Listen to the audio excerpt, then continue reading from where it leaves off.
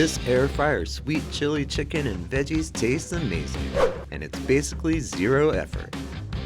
First, grab a bag of fresh veggies and toss them with a little salt, pepper, and oil. Now, cut up your chicken and season it with salt, pepper, garlic powder, and cornstarch. Give it a good mix, then hit it with a little oil. Throw everything into a preheated air fryer at 390 degrees for 14 to 16 minutes or until the chicken hits 165, and give it a good shake halfway through.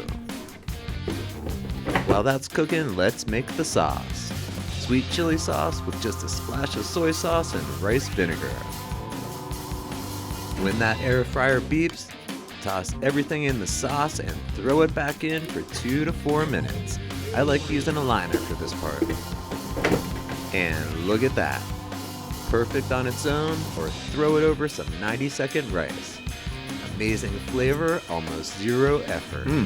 If you want more easy air fryer wins, hit that like and subscribe button, and thanks for watching Mikey Conquers the Kitchen.